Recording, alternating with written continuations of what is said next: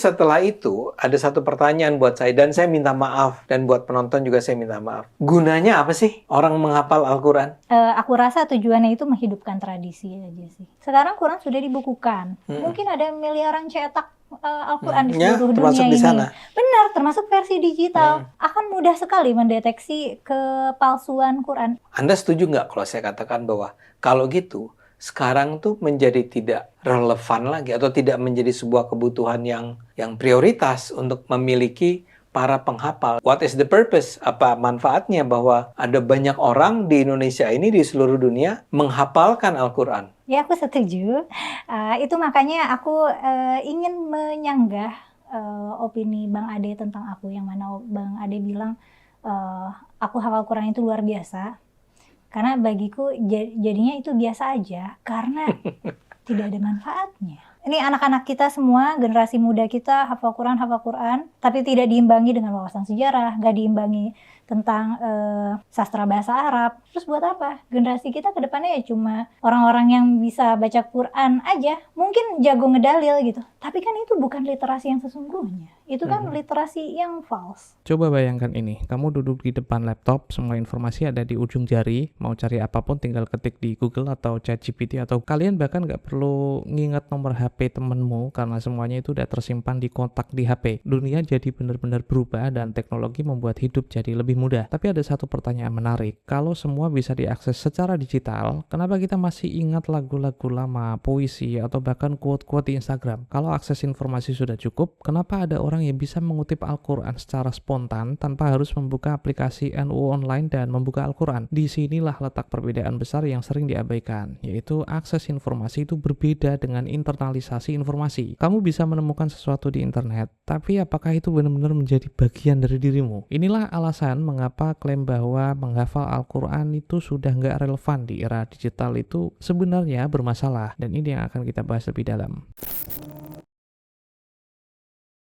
Orang yang menolak hafalan biasanya itu punya pemikiran seperti ini. Teknologi sudah ada, kita bisa mencari apapun kapan saja. Jadi buat apa menghafal? Itu terlihat masuk akal, tapi ada beberapa hal yang tidak mereka sadari. Pertama, akses digital memang membuat informasi lebih cepat ditemukan, tapi tidak membuat otak itu menjadi lebih pintar. Pernah dengar dengan efek Google atau Google Effect? Sebuah studi dari Sparrow tahun 2011 menunjukkan bahwa ketika seseorang tahu bahwa informasi bisa ditemukan di internet, mereka itu cenderung malas menghafal. Ini disebut dengan Google Effect. Otak kita seperti berkata, buat apa ingat kalau kita itu bisa mencari kapan saja? Akibatnya daya ingat kita melemah. Masalahnya, ini bukan sekadar tentang kehilangan memori. Tanpa hafalan, kita kehilangan kemampuan berpikir cepat dan bertindak reflektif. Misalnya, seorang dokter bedah itu nggak bisa hanya mengandalkan aplikasi medis saat operasi. Dia harus hafal prosedur dan anatomi dengan baik agar bisa mengambil keputusan dalam hitungan detik. Hafalan bukan sekadar mengingat, tapi membangun pola pikir otomatis yang siap digunakan dalam situasi kritis. Lalu bagaimana dengan hafalan Al-Quran? Tidak semua penghafal itu otomatis memahami isi ayat yang mereka hafal. Namun, hafalan tetap menjadi langkah pertama untuk memahami. Sama seperti seorang dokter yang harus menghafal anatomi sebelum bisa melakukan pembedahan dengan baik, seseorang yang ingin memahami Al-Quran dengan mendalam harus terlebih dahulu mengenali dan menyimpan teksnya dalam ingatan. Dengan kata lain, hafalan menyediakan kerangka dasar yang bisa diisi dengan pemahaman seiring waktu. Ini memang bukan jaminan pemahaman, tapi minimal membuka akses yang lebih luas terhadap pemahaman itu sendiri. Di sisi lain, menghafal juga memberi pengalaman berbeda dibanding sekadar membaca dari layar. Ada keterlibatan emosional dan mental yang lebih dalam ketika seseorang itu menghafal sesuatu dibanding ketika ia hanya sekadar membacanya. Inilah sebabnya orang itu bisa melantunkan lagu favorit mereka tanpa berpikir, tapi kesulitan jika harus membaca lirik lagu yang sama dari awal. Hafalan menciptakan koneksi intrinsik antara diri kita dengan apa yang kita ingat, dan ini yang membuatnya tetap relevan di masa sekarang. Kalau kita bicara soal hafalan dalam konteks Islam, kita masuk ke suatu yang jauh lebih dalam dari sekadar ingatan. Sejarah menunjukkan bahwa hafalan itu bukan hanya metode belajar, tapi juga metode menjaga otentitas ajaran agama. Di masa Nabi, mayoritas masyarakat itu kan masyarakat lisan. Mereka lebih mengandalkan hafalan daripada tulisan. Penelitian Gezer pada tahun 2019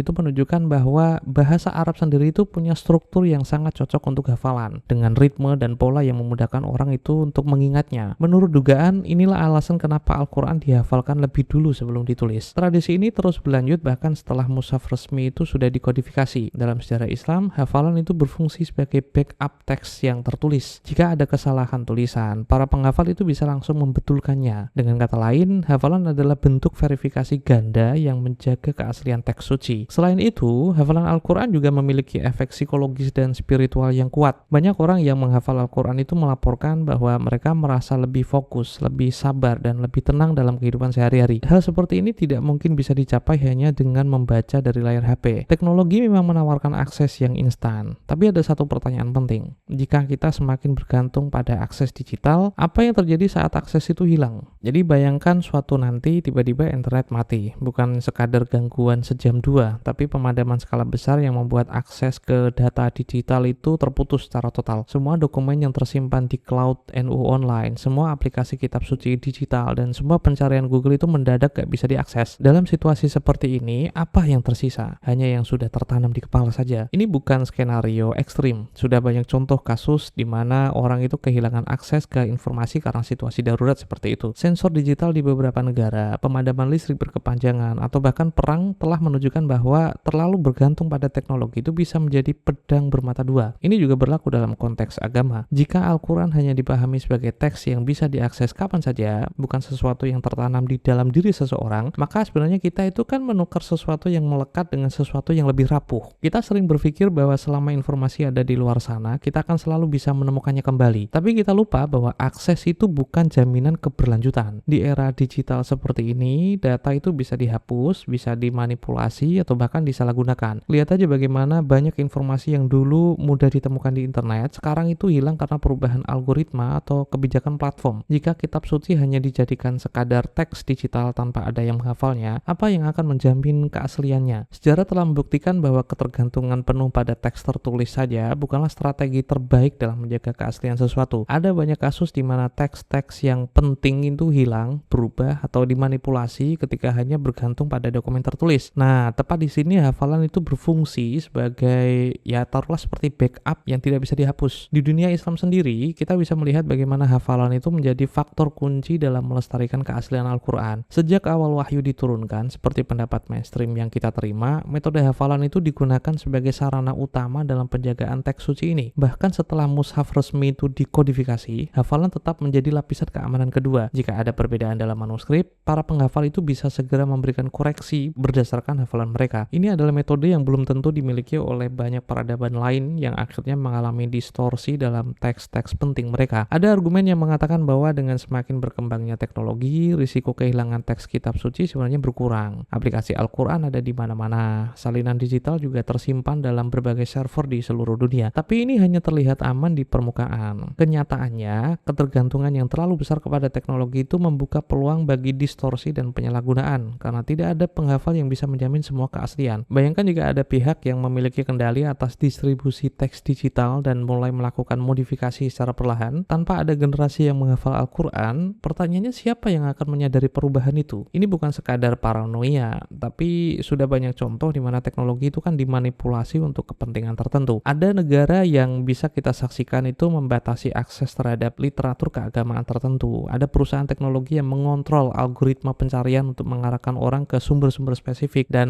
ya ada kekuatan politik yang menggunakan digitalisasi sebagai alat untuk membentuk narasi yang menguntungkan mereka. Jika sesuatu tidak tertanam dalam diri manusia, maka dia menjadi rentan untuk diubah oleh sistem yang mengaturnya. Selain itu, ada aspek praktis yang perlu diperhatikan. Hafalan memungkinkan seseorang untuk mengakses ayat-ayat Al-Quran dalam situasi apapun, bahkan ketika perangkat digital itu tidak tersedia sama sekali. Ini bukan sekadar argumen keagamaan, tapi juga realitas kognitif. Sama seperti seorang dokter yang harus menghafal prosedur medis agar bisa bertindak cepat dalam situasi darurat, seseorang yang menghafal Al-Quran memiliki fleksibilitas dalam penggunaannya, tanpa harus bergantung pada sumber eksternal. Namun, penting untuk dicatat bahwa hafalan sendiri bukan jaminan pemahaman. Tidak semua penghafal secara otomatis memahami makna dari ayat-ayat yang mereka hafalkan. Tapi ini juga bukan alasan untuk mengabaikan hafalan. Menghafal memberikan struktur dasar yang memungkinkan seseorang untuk mengakses teks dengan cepat, membandingkan ayat-ayat yang berhubungan, dan menganalisis keterkaitannya tanpa harus selalu bergantung pada sumber tertulis atau digital. Jadi, jika kita mengabaikan hafalan dan hanya mengandalkan teknologi, yang kita hilangkan bukan hanya kemampuan untuk mengakses teks tanpa perangkat, tapi juga daya ingat manusia sebagai mekanisme perlindungan terhadap manipulasi informasi. Ya, diakui atau tidak, ini bukan sekadar kehilangan memori, tapi juga kehilangan kontrol atas otentitas dan kontinuitas suatu ajaran. Maka pertanyaan sekarang adalah, jika kita benar-benar menghilangkan tradisi hafalan, lantas apa yang tersisa? Apakah kita hanya ingin menjadikan kitab suci sebagai kumpulan teks yang tersimpan di dalam perangkat, atau sebagai sesuatu yang tetap hidup di dalam manusia? Sebuah teks yang hidup dalam bentuk tulisan tanpa ada yang mengingatnya di luar perangkat, pada dasarnya sama seperti data yang tersimpan di komputer tapi gak pernah sekalipun dibuka. Dia ada, tapi tidak memiliki dampak langsung dalam kehidupan. Namun, bagaimana jika kita benar-benar bergantung pada akses digital? Apa yang akan terjadi pada Al-Quran jika seluruh pemahaman kita tentangnya itu bergantung pada perangkat elektronik? Jawabannya tidak hanya sekadar tentang kehilangan akses saat listrik padam atau jaringan internet mati. Isu yang lebih besar adalah bagaimana teks itu sendiri bisa berubah tanpa kita sadari. Dalam dunia digital, informasi bukan sesuatu yang statis. Dia itu kan bergerak ya, bisa dimodifikasi, bisa diperbarui, dan bahkan bisa dihapus tanpa jejak yang jelas. Jika sebuah ayat ditampilkan dalam format digital dan mengalami perubahan tanpa ada yang menghafalnya, kira-kira siapa yang akan menyadari? Jika teks bisa diperbarui tanpa ada yang bisa membandingkan dengan versi sebelumnya, bagaimana kita bisa yakin bahwa yang kita baca sekarang benar-benar sama dengan yang diturunkan berabad-abad lalu? Dalam ilmu filsafat sains, Popper mengajukan konsep falsifikasi, di mana suatu klaim itu harus diuji dengan melihat apakah ada kemungkinan ia bisa dibuktikan salah. Jika kita menerapkan prinsip ini pada klaim bahwa menghafal Al-Quran tidak relevan di era digital, maka kita harus mencari bukti yang menunjukkan bahwa kelompok yang hanya membaca teks secara digital itu memiliki pemahaman yang lebih baik atau setidaknya sama dengan mereka yang menghafalnya. Tapi apakah bukti seperti itu ada? Sejauh yang saya tahu, tidak ada studi yang secara tegas menunjukkan bahwa orang yang hanya membaca teks memiliki pemahaman yang lebih baik daripada mereka yang menghafalnya. Sebaliknya, ada banyak penelitian dalam bidang psikologi kognitif yang menunjukkan bahwa hafalan memperkuat daya ingat dan keterampilan berpikir analitis. Lagi-lagi ini bukan berarti bahwa menghafal otomatis membuat seseorang itu jauh lebih paham, tapi hafalan menyediakan akses langsung ke informasi tanpa ketergantungan pada perangkat apapun. Selain itu, kita juga harus melihat bagaimana tradisi lisan dalam berbagai budaya itu telah terbukti menjadi metode yang efektif dalam menjaga keaslian suatu teks. Di luar Islam, banyak tradisi agama dan kebudayaan lain yang juga mengandalkan hafalan sebagai cara untuk melestarikan pengetahuan. Seperti di komunitas Yahudi misalnya, ada tradisi menghafal bagian dari Talmud sebagai bagian dari studi keagamaan mereka. Demikian pula dengan budaya Hindu. Weda dihafalkan dan diwariskan secara lisan selama berabad-abad sebelum akhirnya itu ditulis. Jika hafalan hanya dianggap sebagai metode kuno yang tidak lagi relevan, maka kita harus bertanya, bagaimana teks suci dari berbagai peradaban bisa bertahan selama ribuan tahun tanpa mengalami perubahan signifikan sebelum adanya teknologi cetak? Jawabannya jelas, karena ada manusia yang menghafalnya dan menjaganya dalam ingatan kolektif. Lalu, bagaimana jika hafalan benar-benar dihapus? Apakah yang akan terjadi jika kita hanya mengandalkan teks dalam bentuk digital? Pertama, kita akan kehilangan kontrol atas keaslian teks. Dalam dunia yang semakin dikendalikan oleh teknologi, siapa yang bisa menjamin bahwa teks suci kita tidak akan mengalami perubahan? Bahkan dalam sejarah Islam sendiri, ada berbagai upaya dari pihak-pihak tertentu yang mencoba mengubah atau menyisipkan elemen-elemen baru dalam teks agama. Jika tidak ada hafalan, maka satu-satunya yang bisa kita lakukan adalah percaya begitu saja pada teks yang disajikan kepada kita tanpa bisa membandingkan dengan apa yang telah dihafalkan oleh generasi sebelumnya. Kedua, ketergantungan pada teknologi bisa membuat kita kehilangan keterhubungan dengan kitab suci secara lebih dalam. Jika seseorang hanya mengakses Al-Quran melalui aplikasi, maka interaksi mereka dengan teks itu akan sangat bergantung pada keberadaan perangkat mereka. Sebaliknya, seorang yang hafal akan selalu memiliki akses ke teks tersebut dimanapun, kapanpun, tanpa perlu perantara dalam bentuk layar atau jaringan internet. Ketiga, jika kita hanya mengandalkan akses digital, kita juga berisiko mengalami fragmentasi dalam pemahaman. Dalam dunia digital nih, algoritma pencarian itu bisa mengarahkan kita ke ayat tertentu sesuai dengan pola pencarian kita sebelumnya. Ini kan bisa menciptakan bias, di mana seseorang itu hanya terpapar pada bagian tertentu dari teks tanpa memahami konteks yang lebih luas. Mereka yang menghafal Al-Quran di sisi lain memiliki gambaran lebih utuh karena mereka mengingat teks secara keseluruhan,